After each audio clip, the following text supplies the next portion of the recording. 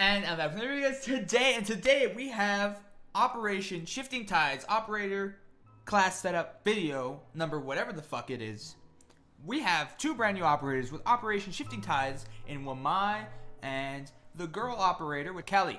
So these operators are from India and Kenya respectively. So first one we have is Kali. She's the brand new operator on the attack.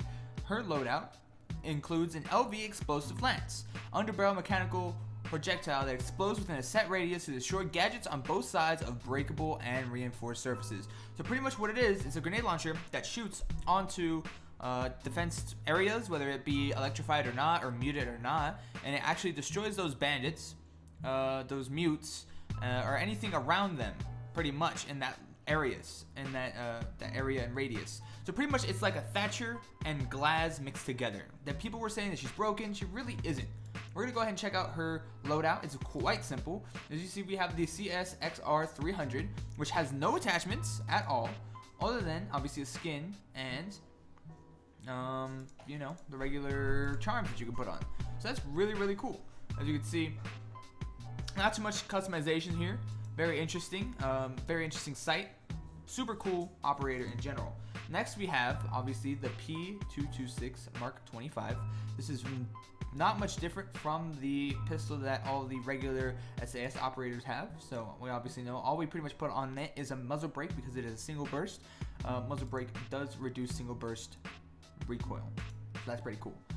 Next is probably the secondary you guys should all be using is the CZ7 Auto. Now I have a lot of opinions on this gun only because it's very interesting how this gun works. It has a lot of recoil and suppressor does really help, especially if you look at the spray patterns. They're actually almost exactly the same, but suppression will bring down the damage. So this character really isn't a quiet character since you can't really put suppressor on anything, so might as well not even bother with suppressed, rather than if you were playing someone like Vigil and you want to be quiet, you'd probably want to have that suppressor on. So that's pretty much Kali. Her gadgets, we can go check them out right now, is obviously a sniper's best friend, a claymore, and breaching charges if she decides to be aggressive and stuff like that. Next on the defense, we have Wamai, which is pretty much a really cool character. I think Rainbow really needed something like this.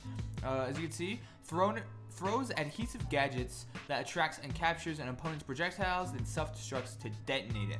So pretty much what it is, it's like a Jaeger, but instead of 3, it can only take 1. So for instance, you put a Wamai down, it sucks up one person's grenade, it'll take it away from the expected area of, you know, impact and blow it up in that area. So like let's say you're at a doorway, you put it at the top of the doorway, someone throws a grenade through the doorway, it'll be picked up by the Wamai, brought up to the middle, and explode right then and there. The explosion will be completely the same. There will be no blast suppression at all. It would just be in a different location, which could be a good thing and a bad thing. I think Wamai is a really good operator, very skillful.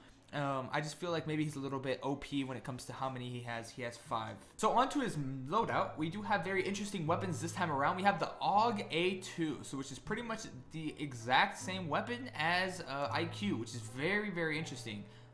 It's kind of like a weird variation of it. It's kind of like IQ's AUG, but at the same time, it's also like Cade's AUG.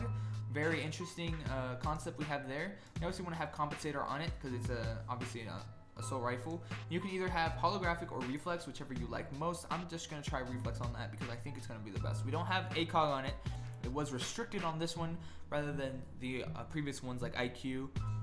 So it's very interesting, as well as the underbarrel. We really don't need to run an underbarrel for any assault rifles, so that's not too big a deal. Next, you have the MP5K, which is pretty basic amongst all SMGs. You obviously want to have a compensator since it is an assault fast-firing weapon. Sights also vary to whatever you like. I personally like the hollow, just so I can readjust stuff like that. For secondaries, we also have a very interesting combination. We have from the GSG-9, the P12 pistol. Obviously with pistols, you definitely want to have that muzzle brake on it just so it can reduce that recoil. And underbarrel is really up to you, especially because this one has a really good hip fire. So if you do have that underbarrel, it might actually help you a lot. Whether you use the underbarrel and the hip fire, it's up to you, obviously. Next we have the Keratos 375. Or 357, my bad. Only really thing I would add onto it is a muzzle brake suppressor. Obviously takes a lot of damage, although this weapon does do a lot of damage in general. Its fire rate is very poor, so I would definitely want that muzzle brake to not mess up my recoil when it comes to that side of stuff. And underbarrel, you can have a laser on it whether you want or not, up to you of course. So those are pretty much the operators. Oh, also his gadgets. When it comes to the gadgets, he obviously has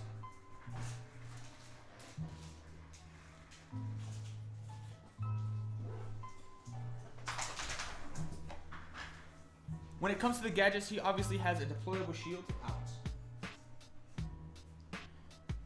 When it comes to the gadgets, he obviously has a deployable shield, which is really good, obviously, since he has two somewhat heavy-duty weapons as well as some weak pistols, so I can see why they would add a deployable shield, and as well as barbed wire, which are going to really assist him in placements for his Wamai gadget. Obviously, I think he's the Kenyan operator. I could be wrong, or the Indian one, but he looks really cool. His gadget, his suit, and all of his appeal is very interesting compared to every other character. Same thing with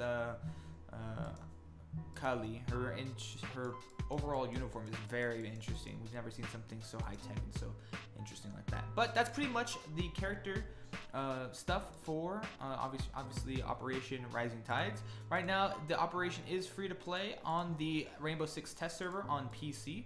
Unfortunately, it is not there until console for the next 3 weeks when it officially releases. So go check it out if you guys have a chance. I definitely recommend it. These characters are actually pretty cool. A lot of people thought that Kelly and Wamai were going to be broken, but they're actually really, really easy to play. So good luck to all of you guys when you go to play, and I hope you guys all enjoy the new season. Thank you all so much for watching the video. I'll catch you guys next one. Peace.